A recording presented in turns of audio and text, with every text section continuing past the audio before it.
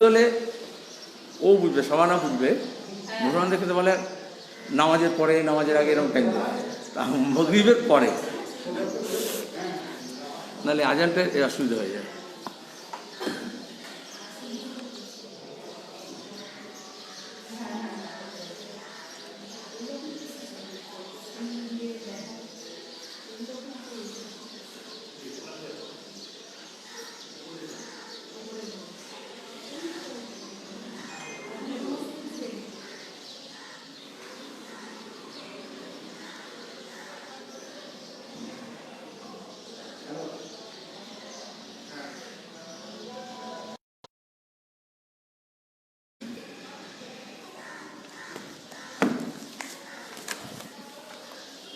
ঠিক, শুরু করবে? বলবো।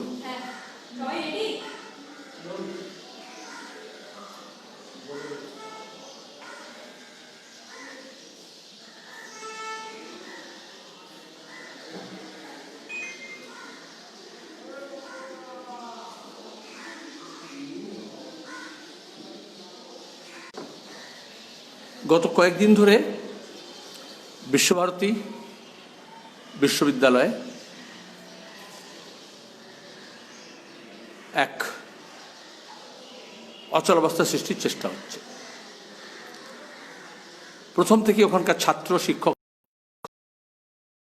যেভাবে কেন্দ্রীয় সরকার বিশ্ববিদ্যালয় পরিচালনা করার নাম করে ভাইস চ্যান্সেলর নিয়োগ থেকে সংঘ পরিবার, আরএসএস তাদের ভাবনা চিন্তাকে সেখানে রাজনৈতিক স্বার্থে এবং বিধানসভা নির্বাচনের সামনে রেখে ব্যবহার করার চেষ্টা করছে, তাতে রবীন্দ্র যে ভাবনা, শান্তিনিকেতনের যে ঐতিহ্য এবং একটা কেন্দ্রীয় বিশ্ববিদ্যালয় বিশ্বভারতী হিসেবে তাকে পরিচালনা করার জন্য যা করা উচিত তার ঠিক উল্টো বিপরীত হচ্ছে।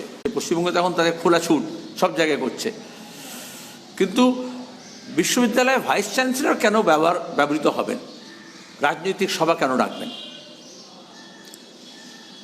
এখন আমরা দেখলাম, আগে তো আমি বলেছি, ঐতিহ্যশালী পৌষ মেলা হলো না করোনার নামে, কিন্তু কেন্দ্রের শাসক দল, রাজ্যের শাসক দল সেখানে রোড শো করছে হাজার হাজার লোককে নিয়ে।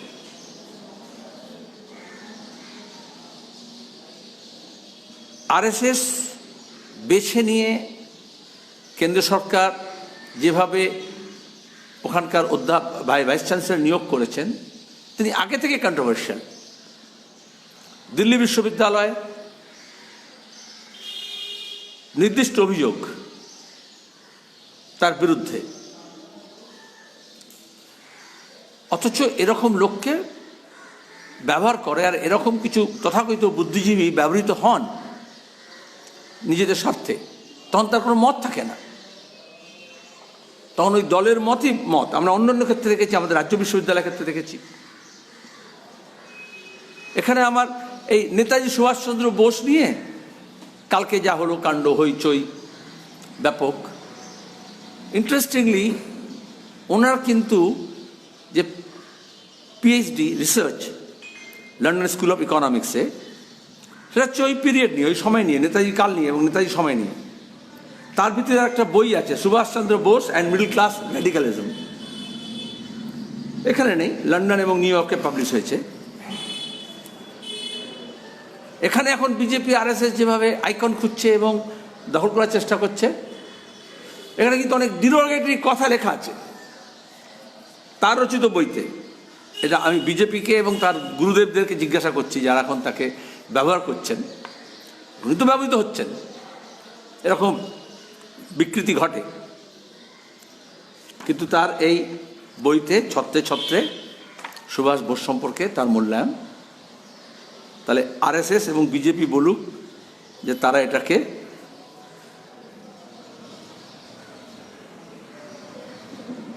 কিভাবে দেখে, এটা তো নেতাজি বলে নয়। উনি এর আগে যেটা আরএসএস এর কাজ, যাদের নিজস্ব সমাজ সংস্কৃতি বোধ বিকৃত থাকে, তারা বাকি সবাইকে বিকৃত করার চেষ্টা করে, ইতিহাসকে, সংস্কৃতিকে। বিশ্বব্যাপী তাই হয়েছে।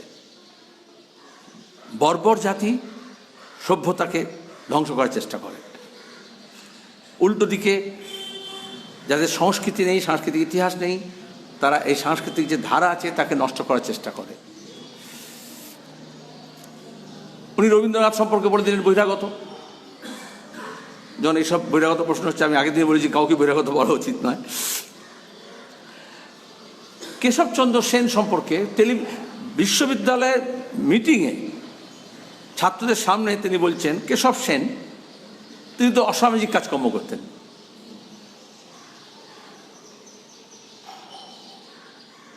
অমর্ত্য সেনকে তো মিথ্যেবাদী, জমিচোর, স্বার্থপর, এগুলো কেন বলা হয়, কেন বলা হচ্ছে? আসলে দেখবে BJP Abhijit Vinayak, Nobel laureate, Amartya Sen, mother Teresa, শুধু বিদ্যাসাগরের মূর্তি ভাঙা নয়, এই যে বাংলার যে সংস্কৃতি এবং ঐতিহ্য যে ভাঙার চেষ্টা করছে, ভাঙছে, আর তাতে এই ধরনের লোকজনকে ব্যবহার করা হচ্ছে। আমি যদি নেতাজি সম্পর্কে উনি বলছেন, আমি তার বই থেকে কোটও করতে পারি। এই যে তার এই বইটা আর কি, Subhash Chandra Bose and Middle Class Radicalism, a study in Indian nationalism 1928 to 1940। সেখানে একটা সুন্দর তিনি এই যে আমাদের স্বাধীনতা আন্দোলনের যে সশস্ত্র সংগ্রামের ঐতিহ্য আছে, আমরা যাকে শ্রদ্ধার সঙ্গে সশস্ত্র বিপ্লবীদের স্মরণ করি, ওনার তত্ত্ব হচ্ছে যে সুভাষ বোস সবসময় থাকে কংগ্রেস দলের মধ্যে, বাম ডান আমরা সবসময় বলি, একটা বড় আমব্রেলার মতো ছিল, কিন্তু সুভাষ বোসের দোষ হচ্ছে কারণ উনি এই যে রেভলিউশনারি যে ওটা বলছেন রেভলিউশনারি ধারাকে কংগ্রেস আনতে চেষ্টা করেছেন, এই জন্য হচ্ছে তার বিরোধটা। তিনি বলছেন সুভাষ বোস হচ্ছে ফেইল্ড লিডার, একজন ব্যর্থ নেতা, কারণ তিনি কোনো ভাবনা চিন্তা করতে পারতেন না, স্ট্র্যাটেজি করতে পারতেন না। আসলে যারা মিডিওকার হয় সে অন্যকে এভাবে মিডিওকার হিসেবে দেখিয়ে আনন্দ পায়। এনসি চৌধুরী শিষ্য ছিলেন আর কি। এনসি চৌধুরী যেমন কলোনিয়াল বাঙালি, কারণ তার ওই বইতে তিনি এনসি চৌধুরীকে অনেকগুলো কোট করেছেন। Bose failed both as a national and regional leader, মানে জাজমেন্টাল, রিসার্চ করে তথ্য বার করেছেন, কিছু তথ্য কথা হতে হতে রাখি, হচ্ছে জাজমেন্টাল কমেন্ট হচ্ছে Bose failed both as a national and regional leader, কারণ which had its ideological roots in the revolutionary terrorism, কারণ তার আদর্শগত ভিত্তি ছিল মানে টেরোরিজমের দিকে। এনসি চৌধুরী একটা বলেছিলেন সুভাষ বোস সম্পর্কে, সেটা উনিও নিজের বইতে বলেছেন, শুধু না judgemental. NC Chaudhuri has rightly observed যে উনি ছিলেন Netaji Subhas Bose anachronistic personality, dictionary দেখতে হবে, অ্যানাক্রনিস্টিক পার্সোনালিটি। এনসি চৌধুরীকে কোট করে বলছেন অ্যানাক্রনিস্টিক মানে হচ্ছে, হ্যাঁ না, যে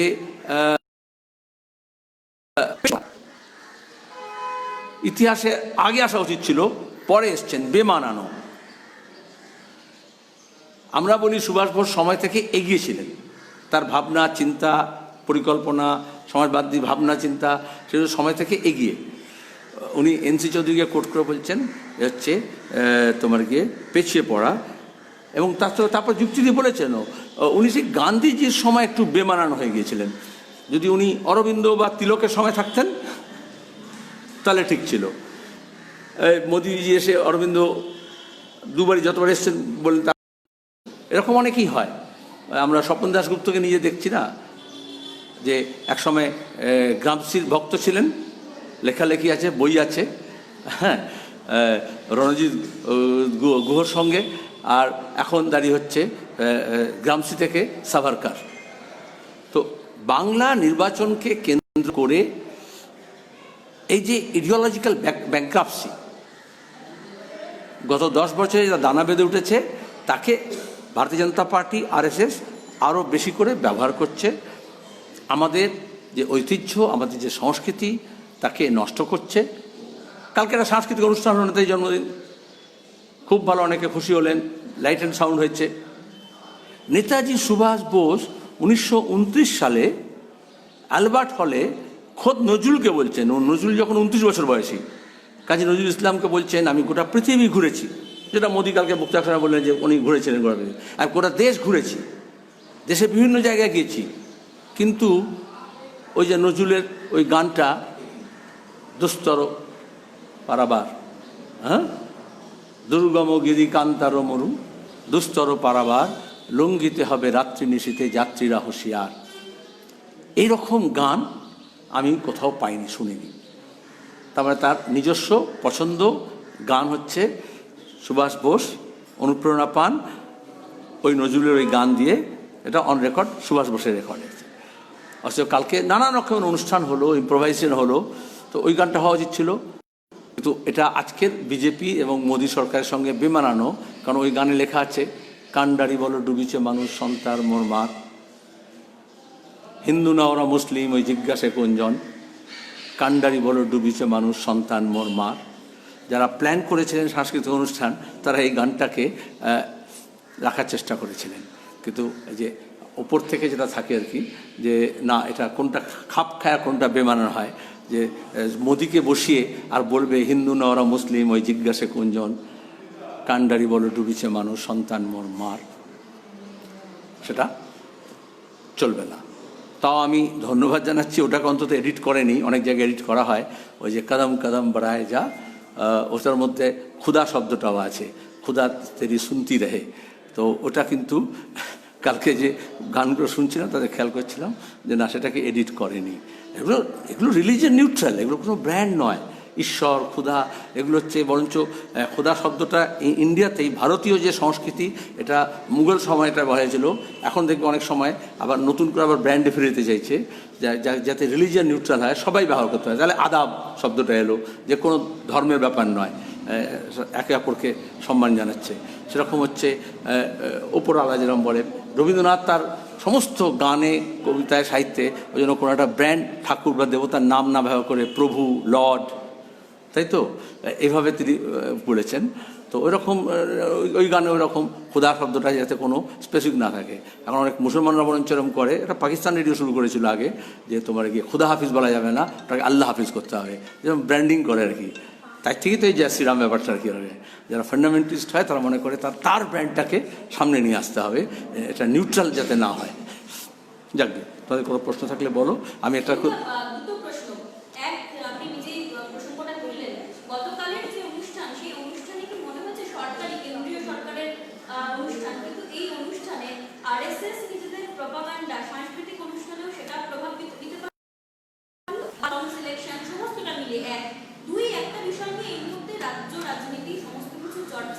কারণ বলা হচ্ছে যে সঙ্গীত মেলাতেও অনুষ্ঠান পাইয়ে দেওয়ার জন্য তৃণমূল কংগ্রেসের মন্ত্রী কাটমানি নিয়েছেন, বুদ্ধিজীবীরা পথে নামছেন, আজকে মিছিল হয়েছে, আপনি কি বিশ্বাস করেন?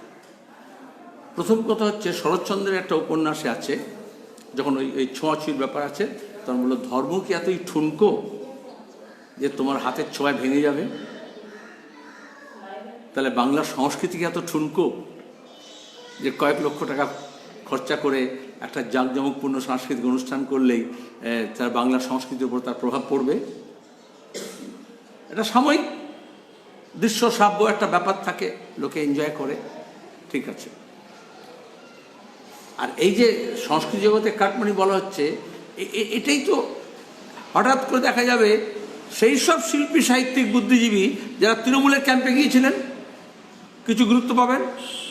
আবার এখন মনে করছেন ক্যাম্প হলো, আমি স্বপন দাশগুপ্ত এই জন্য বললাম, আমি বিদ্যুৎ চক্রবর্তী এই জন্যই বললাম, এ দুটো উদাহরণ বুদ্ধিজীবী, তার ভাবনা চিন্তা ইডিওলজিক্যালি একটা ব্যাপার, তার ভাবনা, তার একাডেমিক একটা পজিশন আলাদা কথা, আর একটা হচ্ছে যেরকম যুগ পাল্টাচ্ছে সেরকম তাকে পাল্টাতে হবে, সেটা আরও খারাপ। হঠাৎ করে এখন কিছু লোকজন মনে করছে যে এই সঙ্গীত মেলা অন্যান্য, আমরা তো প্রথম থেকেই বলেছিলাম বামফ্রন্টের আমলে, এবং আমি নিজে যেহেতু যুক্ত ছিলাম যুব কল্যাণ মন্ত্রী হিসেবে, কবিতা উৎসব, সঙ্গীত মেলা, শিল্প মেলা, কারিগরি শিল্প মেলা, মিলন মেলা, এগুলো কেন করা হয়েছিল? যাতে যারা মার্জিনালাইজড আছে তারা যাতে কেন্দ্রে আসতে পারে। কিন্তু পরে যেটা হয়, মমতা ব্যানার্জিটা মনে করলেন যে না, বিখ্যাত লোকজনকে নিয়ে তাকে আরও বেশি বিখ্যাত হতে হবে।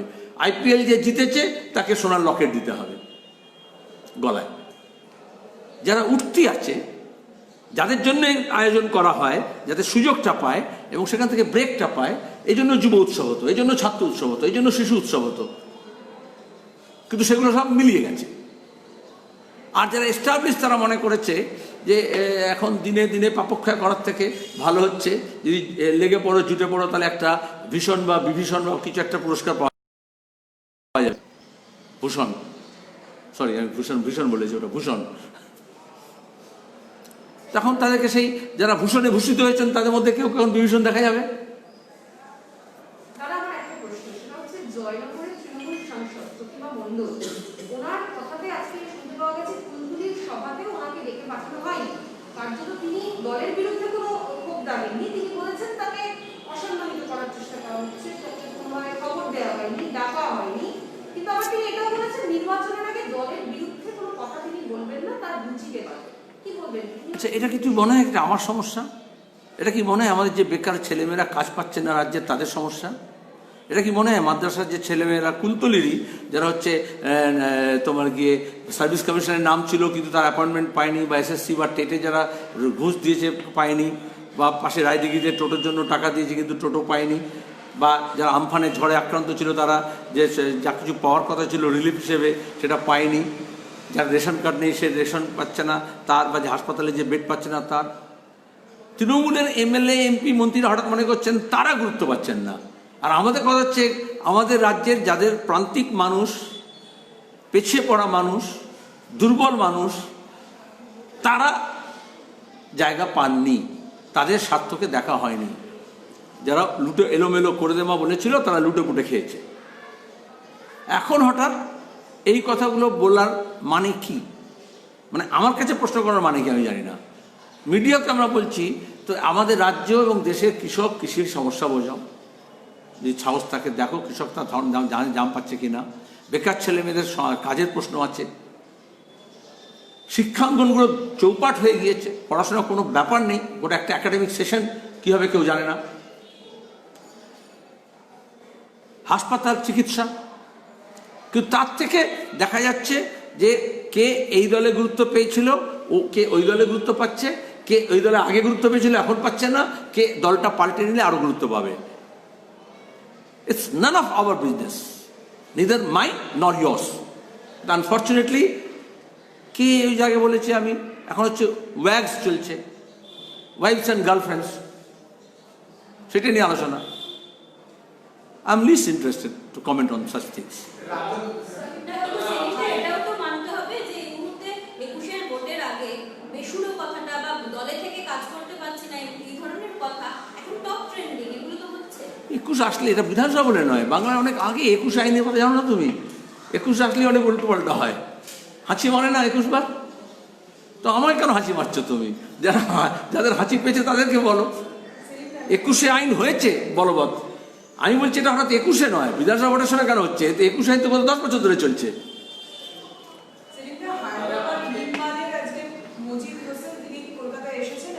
হ্যাঁ,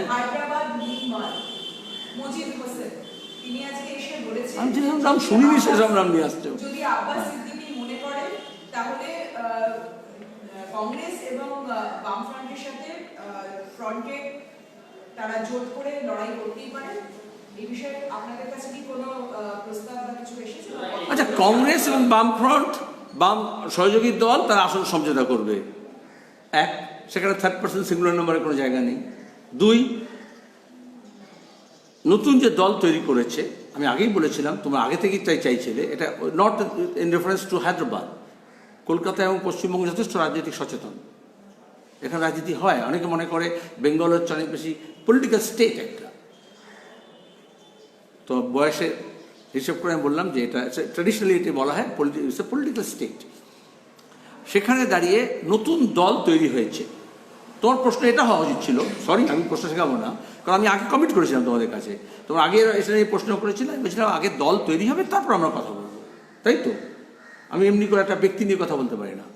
তো সেখানে যে ইন্ডিয়ান সেকুলার ফ্রন্ট কদিন আগে প্রেস কনফারেন্স করে তারা যে ঘোষণা করেছে তার আমরা ডকুমেন্টস দেখেছি, তাদের যে এইমস অ্যান্ড অবজেক্টিভস, এবং সেটা দেখে আমাদের মনে হয়েছে এই মুহূর্তে আমাদের দেশে এবং আমাদের রাজ্যে যে সমস্যাগুলো আছে সেগুলো নিয়ে তারা যথেষ্ট উদ্বিগ্ন, এবং সেখানে বিশেষত প্রান্তিক মানুষ, দুর্বল অংশের মানুষ, আদিবাসী, তপশিলি জাতি, সংখ্যালঘু, তাদের নিয়ে সাংবিধানিক যে অধিকার, মানবাধিকার, গণতান্ত্রিক অধিকার এবং সোশ্যাল জাস্টিস, সামাজিক ন্যায় প্রশ্ন নিয়ে তারা একত্রিত হয়েছেন, লড়াই করেছেন।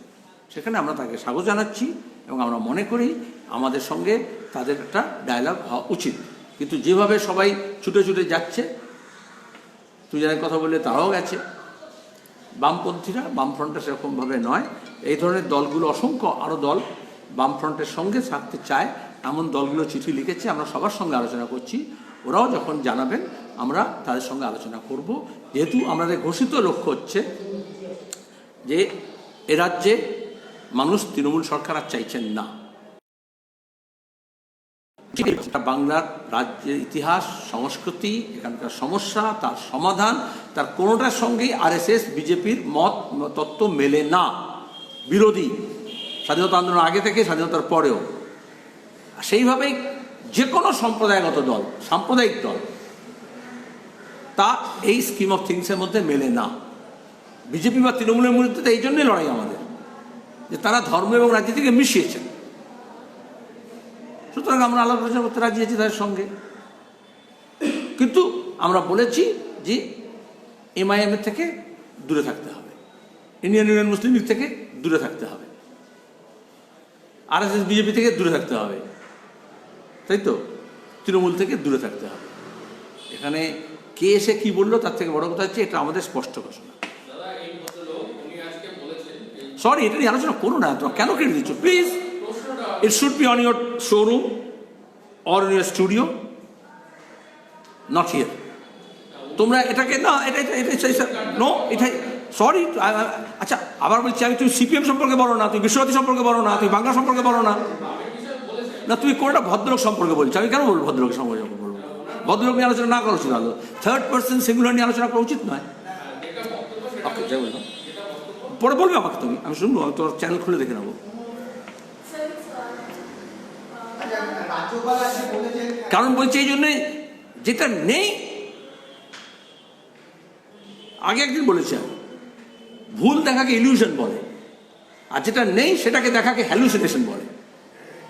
আনফর্চুনেটলি কর্পোরেট মিডিয়া হ্যালুসিনেশন রোগে আক্রান্ত, আমি নই, বাস্তবে প্রশ্ন দাঁড়াও।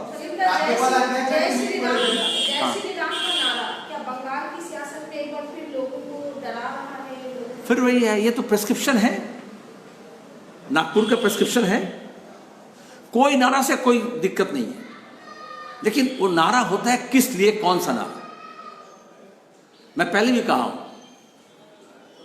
पूरे रामायण में ये नारा है, आप तो सीरियल भी देखे होंगे, हम तो बचपन से छोटोদের रामायण पढ़ेছি, পরে বড়দের রামায়ণ পড়েছি। रामायण स्लोगन আছে एक, सुन लीजिए, आप सवाल जब पूछे।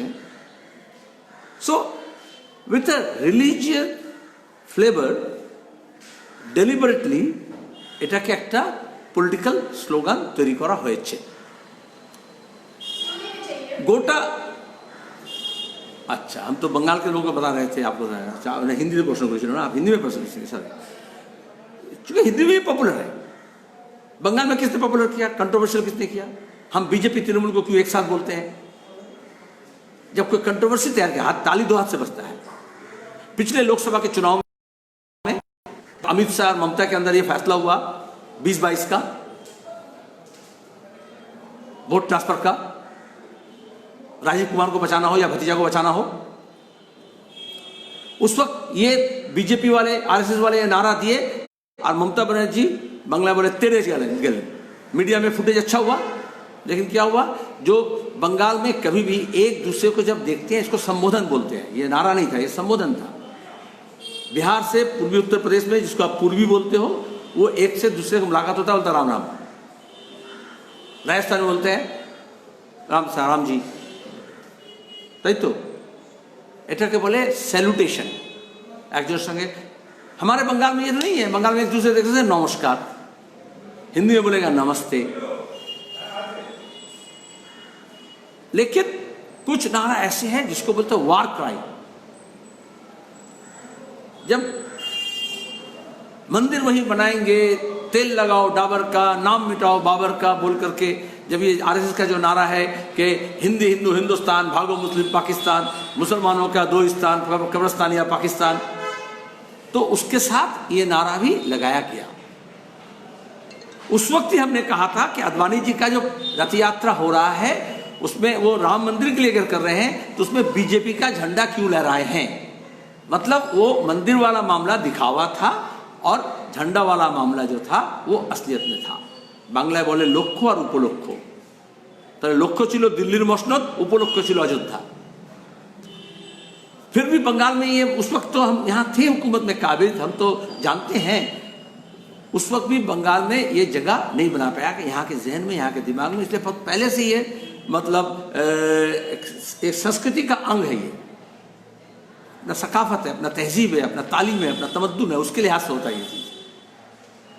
उसको ये बीजेपी तृणमूल दोनों मिल करके एक कंट्रोवर्शियल नारा बनाया। लोगों के अंदर होता है, जब कंट्रोवर्सी होता है तभी वो ज़्यादा, तो जो टीआरपी वाला मामला अभी देखें ना, अर्णब गोस्वामी का जैसा मामला होता है, पहले व्हाट्सएप में एक्सचेंज हो जाता है कि ये आने वाला है, इसको फोकस करना है, इसको दिखाना है, ये सवाल करना है। मैं सब बोल रहा हूँ, सबके लिए होता है, लेकिन कॉर्पोरेट मीडिया का धर्म यही है, क्योंकि उसको पूंजी के लिए, मुनाफा के लिए काम करना है। तो इसको यहाँ पे उसको पॉपुलर किया। जब नेताजी सुभाष बोस ओकेजन होता है, आप जब मंदिर निर्माण के लिए कार सभा कर रहे हो, आप उसको नारा दो। जब सुभाष बोस का याद करें तो जय हिंद बोलना पड़ेगा। जय हिंद नारा दीजिए ना। सुभाष बोस के बेवकूफ थे, वो क्यों उस वक्त कोई ऐसा नारा नहीं दिए। जब दंगा फसाद होता है, इधर मुसलमानों के अंदर नारा उठता है, उधर हिंदुओं के अंदर नारा उठता है। जब जंग होता है तो जंग के वक्त जंगजू नारा दिया जाता है। जब वोट होता है तो कुछ वोट का नारा होता है, इसको वोट दो, उसको वोट दो। लेकिन रिलीजन मिक्स विथ पॉलिटिक्स जब होता है तो वो फिर उसका नतीजा ये होता है, वोट हो रहा है या दंगा हो रहा पता नहीं चलता है। और यहां तो कल तो एकदम स्पष्ट हुआ ना, अगर वो बोलते नहीं हम खुशी से दिए हैं, खुशहाली से दिए हैं, तो जब मोदी जी उठ के खड़े हुए तब क्यों नहीं वो नारा दिया गया। एप्लीकेशन आप देखो तो अगर बीजेपी के भक्त वहां पहुंचे हैं और वो अगर समझते हैं नेताजी को श्रद्धा देने के लिए, या कुछ लोग बोले कि ममता को स्वागत करने के लिए नारा दिया गया, तो वो राम भक्त लोग मोदी भक्त नहीं है, वो ममता भक्त है। वो मोदी जब उठ के खड़े हुए तब वो नारा क्यों नहीं दिया गया। तो वो तर्क मामला नहीं है, ये जान करके ये सबको फुटेज खाना पड़ता है। अभी आप हमसे चर्चा करा रहे, इसलिए हम सवाल किए विश्वविद्यालय का, आप हमको यहाँ पे ले आए, तो ये फुटेज का मामला होता है, टीआरपी का मामला होता है। ममता को टीआरपी मिला, सिर्फ उनको जो नारा दिया उसको नहीं, बाकी लोग को भी टीआरपी मिला। हमको भी प्रेस कॉन्फ्रेंस के बारे में बात बोलना पड़ा। खैर, अभी ये स्लोगन वाला मामला होता है, इसलिए हमारे जो कंपोजिट कल्चर है, मुश्तरका तहजीब है, मिश्र संस्कृति, मुश्तरका तहजीब में एक दूसरे के एहसासात को ध्यान रखना पड़ता है। ठीक है, आदम गौंडवी का वो शेर है, हिंदू या मुस्लिम की जज्बात को मत छेड़िए, एहसासात को मत छेड़िए, अपने गद्दी के लिए मजहबी जज्बात को मत छेड़िए। तो वोट के लिए मजहबी जज्बात को छेड़ा जा रहा है, ये खतरा है। और इसलिए हम कहते हैं कि ये बंगाल के संस्कृति के खिलाफ है। उसको यहां पे आप लाद रहे हो, वो भी आप नेताजी सुभाष बोस के नाम को इस्तेमाल करके, जो पूरा जिंदगी जिंदगी इसका खिलाफ, अपने राजनीति में, अपने सोच में, अपने समझ में। इसलिए उन्होंने आबिद हसन सफरानी से देकर के जय हिंद का नारा करवाया कि जो सब लोग दे सकते हैं, जबकि वंदे मातरम लेकर के भी कंट्रोवर्सी था। यही बीजेपी 10 साल पहले चिल्लाते कहता था वंदे मातरम बोलना पड़ेगा, अभी क्या वंदे मातरम क्यों बोल गया? ये उद्घोष बंगाल से हुआ, बंकिम चंद्र ने बोला, तो अगर उसको देशभक्ति अगर होता तो आज़ादी की लड़ाई में आप बोलो कौन ऐसे शहीद हैं जो ये जय श्री राम का नारा दे करके फांसी का फंदा चूमने गए? एक उदाहरण दो आप। राम प्रसाद बिस्मिल जो एकदम कट्टर आर्य समाजी थे, वो भी तो इनकलाब जिंदाबाद वाला नारा दे रहे थे। वो भी तो सरफरोशी की तमन्ना आज हमारे दिल में है, देखना है जोर कितना बाजुए कातिल में है। जो मक्तल में जाते हैं, जो कत्ल होते हैं, उसका नारा और जो कातिल होता है उसका नारा, दोनों में अंतर होता है। বিশ্বভারতী উপাচার্যের সম্পর্কে আপনাদের স্ট্যান্ডটা কি, মানে আপনারা কি পদত্যাগ দাবি করছেন বা ছাত্ররা, শিক্ষকরা, ওখানকার অভিভাবকরা, নাগরিকরা, তারা এই সমস্ত বিশ্বভারতীকে নিয়ে যা কিছু হচ্ছে, বিজেপি আর তৃণমূল নিজের নিজের ঝান্ডা গিয়ে লাগিয়ে দিয়েছে, শান্তিনিকেতনের আশ্রমিকদের রবীন্দ্রনাথের ভাবনা যা কিছু ধারা সেটার উল্টোটা হচ্ছে, তার প্রতিবাদে 26 তারিখে নাগরিকরা মিছিল করছেন। আমার মনে হয় এই নাগরিক প্রতিবাদ শুধু বিশ্বভারতী শান্তিনিকেতনে নয়, শুধু বোলপুরে, শুধু বীরভূমে নয়, গোটা রাজ্যে এবং যেখানে যেখানে রবীন্দ্র অনুরাগী মানুষ আছেন গোটা বিশ্বে, তাদের সরব হওয়ার দরকার আছে, প্রতিবাদ হওয়ার দরকার আছে। কারণ আজকে রাবীন্দ্রিক ভাবনাকেই, রবীন্দ্রনাথের শিক্ষা দর্শনকে, রবীন্দ্রনাথের ধর্মদর্শনকে তছনছ করা হচ্ছে শান্তিনিকেতনের ঐতিহ্যের সঙ্গে সঙ্গে, তার বিরুদ্ধে। विधानसभा चुनाव अभी करीब है और इस बीच वाम मोर्चा और कांग्रेस की सीटों का बंटवारा नहीं हो सका है, तो अगली बैठक तक क्या मूवमेंट लग सकती है सीट बंटवारे को लेकर? इब्तिदाए इश्क में रोता क्यों है? ये तो शुरुआत है, एक दिन में होता है। जब बड़े बड़े पार्टी टूट रहे हैं, बिखर रहे हैं, उस वक्त हम कई पार्टियों को लेकर के एक साथ बैठ करके बातचीत कर रहे हैं। अभी आपने सुना उनके प्रश्न में कि एक पार्टी का मीटिंग में उसके पार्टी के MP MLA हाजिर नहीं होते हैं, और हमारे यहाँ 16 पार्टी, उसके साथ कांग्रेस, उसके नई पार्टी जो बनी वो, और भी कुछ अगर है, हम शुरू से कहे हैं जो बीजेपी और तृणमूल के पास बिकने वाले नहीं हैं, ऐसे तमाम लोगों को लेकर के हम बातचीत कर रहे हैं। तो इतने लोगों के अंदर अगर सीट का बंटवारा होगा तो आप बातचीत तो करना पड़ेगा, और वो सिलसिला जारी है, अभी तो शुरू हुआ है, और वो अच्छे माहौल में शुरू हुआ है, अच्छे माहौल में ही मुकम्मल होगा।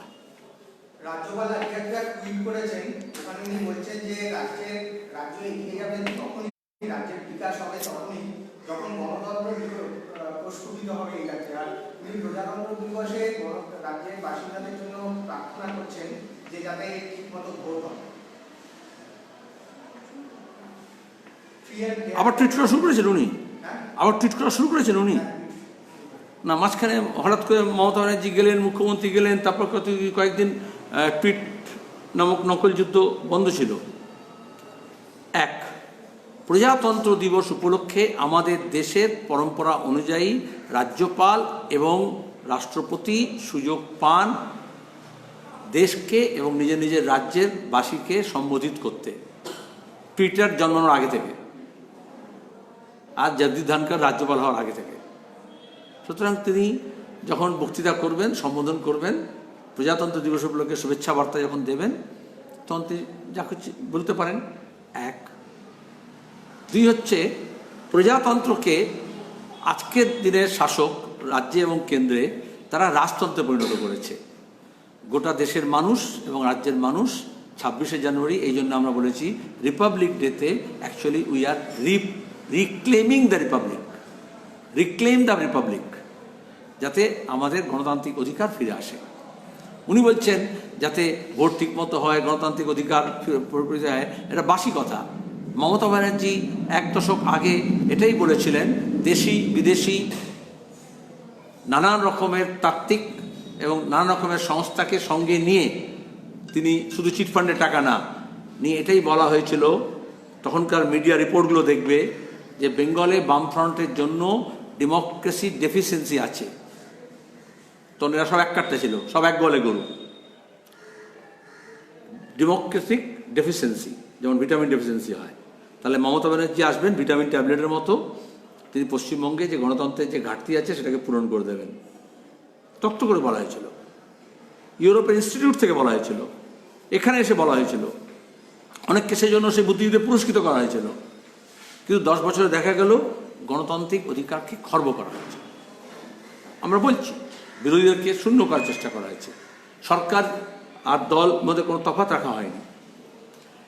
সেখানে দাঁড়িয়ে তিনি যে সরকারের প্রতিনিধি, সেই সরকার তো একই কাজ করছে।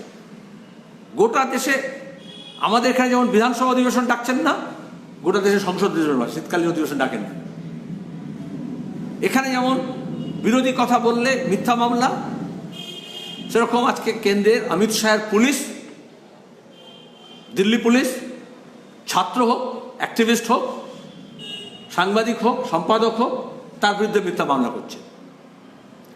ভীমা কোরেগাঁওতে তপশিলি জাতির লোকজন তার অধিকারের জন্য লড়েছে, প্রত্যেক বছর ব্রিটিশ জমানা থেকে লড়ে আসছে, জমায়েত করেছে, আরএসএস সেখানে হামলা করেছেন। মোদিজির ঘনিষ্ঠ যে সাধু বা বাপু বা বাবা, সে ইনভলভ, অথচ তার বদলে গৌতম নবলখা, আনন্দ তেন্তুবলে, সুধা ভরদ্বাজ, স্ট্যান স্বামী এবং দলিত অ্যাক্টিভিস্ট, তাদেরকে জেল দেওয়া হয়েছে, ইউএপি দেওয়া হয়েছে। ওটা গণতন্ত্র? আজকে গোটা দেশে ইউএপিকে যেভাবে ব্যবহার করা হচ্ছে, আসামে ইনকলাব জিন্দাবাদ লেখা আছে, লেনিনের বই আছে, সেটাকে বলা হচ্ছে সব দেশদ্রোহী, ইউএপি লাগানো হচ্ছে। উত্তরপ্রদেশে তাই হয়েছে। নাগরিকতা সংশোধনী আইনের বিরুদ্ধে সিএনপিআর এনআরসির বিরুদ্ধে যারা লড়েছে, সাংবাদিককে জেলে বন্দি করা হয়েছে, অ্যাক্টিভিস্টকে তো করা হয়েছে। অথচ জেএনইউতে ঐশী ঘোষকে 1 বছর 1 মাস হতে চলল, যখন আরএসএসের গুন্ডারা এসে মারলো হস্টেলে ঢুকে, আজ পর্যন্ত দিল্লি পুলিশ তাদেরকে ধরল না। কোন গণতন্ত্রের কথা বলছেন?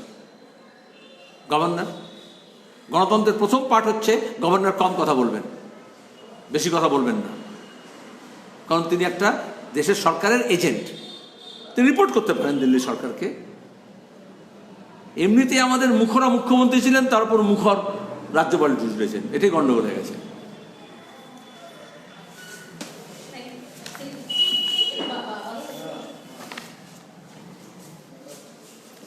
কি হচ্ছে?